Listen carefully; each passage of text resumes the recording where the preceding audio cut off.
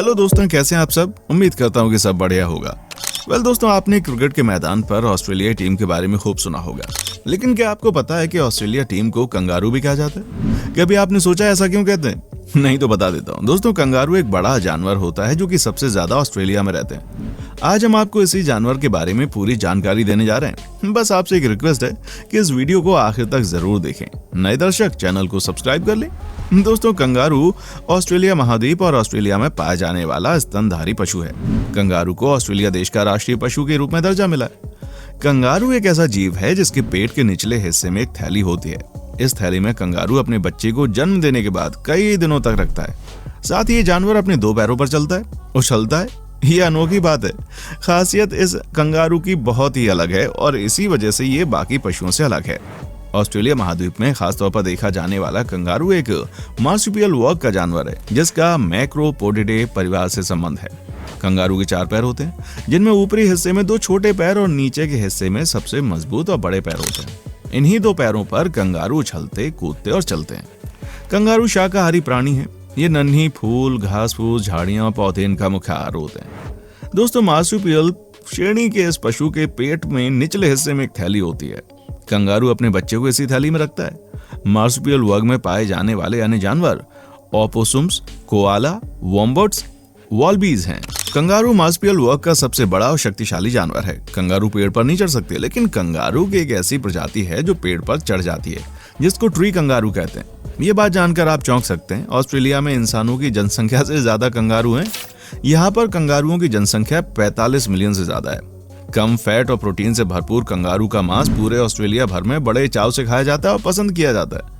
कंगारुओं की सबसे ज्यादा होने के कारण संख्या ये ऑस्ट्रेलिया में हर गली और सड़कों पर घूमते नजर आते हैं। कार से टकराकर सड़क दुर्घटना का शिकार होने वाले 70% जानवर कंगारू होते हैं।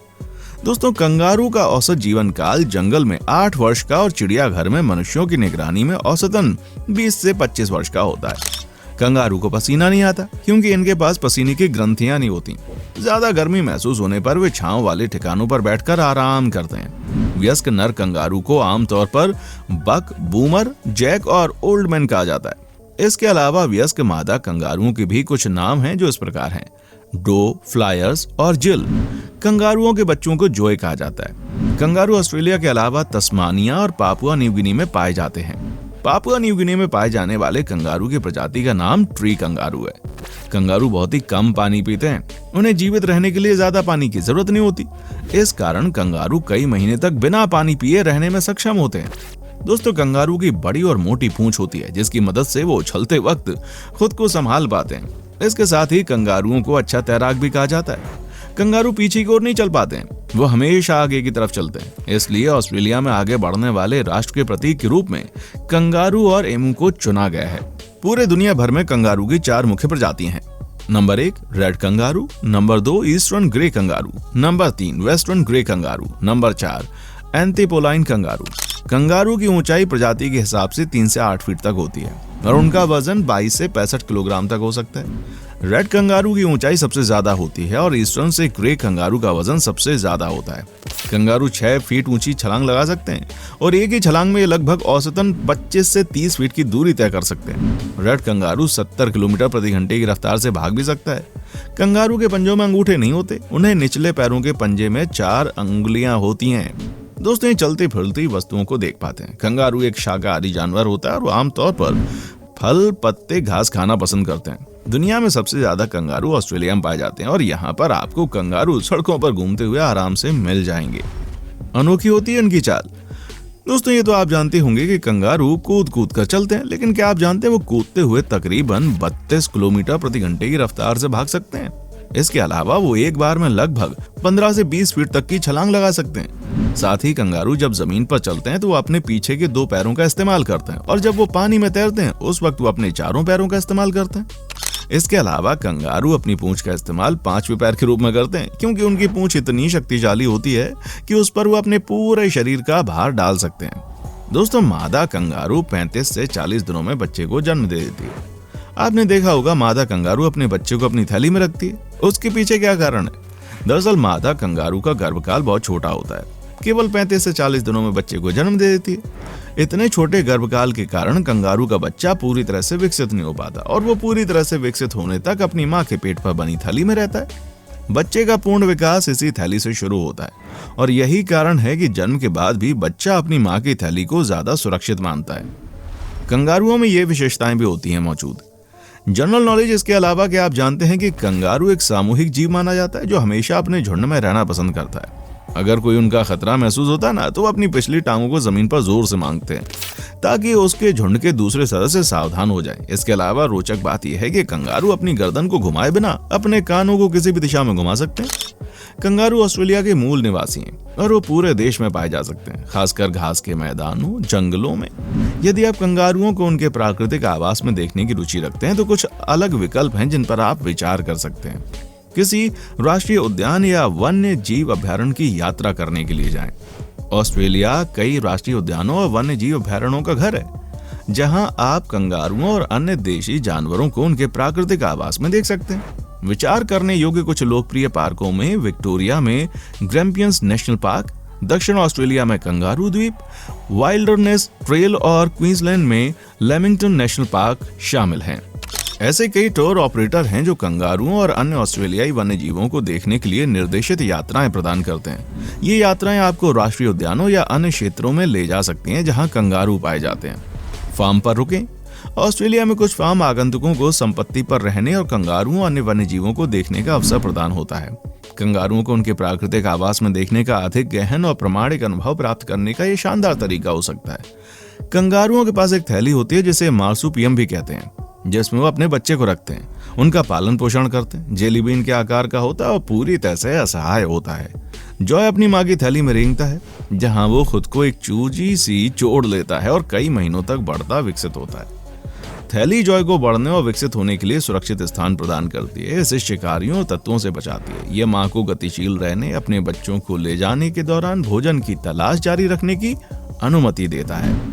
थैली एक अनुकूलन है जो कंगारुओं और अन्य मार्सुपियल्स को उनके चुनौतीपूर्ण वातावरण में अपने बच्चों को सफलतापूर्वक पालने में मदद करने के लिए विकसित हुई है।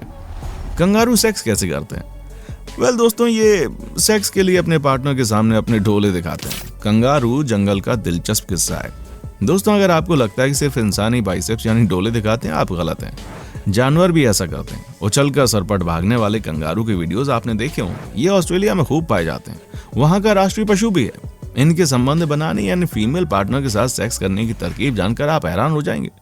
मादा कंगारू को आकर्षित करने के लिए नर अपने बाइसेप्स दिखाता है, ठीक वैसे ही जैसे हम बॉडी बिल्डर्स या फिल्मों में किसी बॉलीवुड हीरो को देखते हैं। एक स्टडी बताती है कि नर कंगारू अपने डोले का प्रदर्शन करके मादा के सामने खुद को ताकतवर दिखाते हैं। कुछ साल पहले ऑस्ट्रेलिया में करीब 30 नर और मादा कंगारू पर एक शोध किया गया। इसमें पता चला कि मेल कंगारू के हाथ और कंधे मादा को आकर्षित करने में भूमिका निभाते हैं। हालांकि अपने बाइसेप्स वाले हाथों से कंगारू फाइट भी करते हैं। कंगारू के बारे में यह भी कहा जाता है कि यह दुनिया में अकेला विशाल जीव है जो कूदते हुए चलता है। खतरा महसूस होने पर 40 मील प्रति घंटे की रफ्तार से भाग भी सकते हैं। लाल कंगारू का वजन 200 किलो तक हो सकता है। ये 10 फीट तक छलांग लगा सकते हैं। नर कंगारू मादा से ऊंचे और भारी होते हैं। उछलते देखकर शायद आपको लगे कि कंगारू ऐसा कर लेते हैं। दरअसल कंगारू के आगे के पैर छोटे, पिछले पैर बड़े और ज्यादा मजबूत होते हैं। पिछले पैरों की मदद से वो इस तरह कूदते हुए चलते हैं। ये अपनी लंबी पूंछ का इस्तेमाल 5वें पैर की तरह करते हैं। कंगारुओं की बढ़ती आबादी से परेशान ऑस्ट्रेलियाई लोगों ने कहा कि खूब खाओ इनका मांस। दोस्तों, ऑस्ट्रेलिया की पहचान कंगारू अब वहां के स्थानीय लोगों के लिए सिरदर्द बनते जा रहे हैं। इनकी बढ़ती आबादी से परेशान जमीन मालिकों और पर्यावरणविदों ने एक नया रास्ता निकाला है। अब लोगों से अपील की जा रही है कि वो जंगली कंगारुओं का मांस ज्यादा से ज्यादा मात्रा में खाएं। सरकारी आंकड़ों के मुताबिक साल 2016 में ऑस्ट्रेलिया में करीब 4.5 करोड़ कंगारू थे, जो कि वहां की इंसानी आबादी से दोगुनी संख्या है। साल 2010 में कंगारुओं की संख्या लगभग 2 करोड़ 70 लाख थी। कंगारुओं की तेजी से बढ़ रही संख्या के पीछे बारिश बहुत बड़ी वजह है। दरअसल अच्छी बारिश की वजह से कंगारुओं के लिए प्रचुर मात्रा में उपलब्ध भोजन होता है, लेकिन विशेषज्ञों को यह भी डर है कि यदि गर्मियों में सूखा पड़ा तो लाखों कंगारू भूखे मर सकते हैं। उल्लेखनीय है कि ऑस्ट्रेलिया में कंगारुओं को मारने वालों पर कानून सख्त कार्रवाई करता है। हर प्रांत में कंगारुओं को मारने की संख्या निर्धारित है। कंगारुओं को मारने के लिए लाइसेंस भी जारी किया जाता है। यहाँ हर साल कंगारुओं को मारा जाता है और ये विवाद पैदा होता है कि कंगारुओं को मारने से पर्यावरण पर कोई असर भी होता है या नहीं। बड़ी तादाद में मारे जाने वाले कंगारुओं की खाल का निर्यात कर दिया जाता है, लेकिन इन कंगारुओं का मांस आमतौर पर बर्बाद हो जाता है क्योंकि इसकी मांग बहुत कम है। कंगारू ऑस्ट्रेलिया का राष्ट्रीय पशु है, इसलिए इसके मांस को खाने को लेकर लोग आशंकित भी रहते हैं।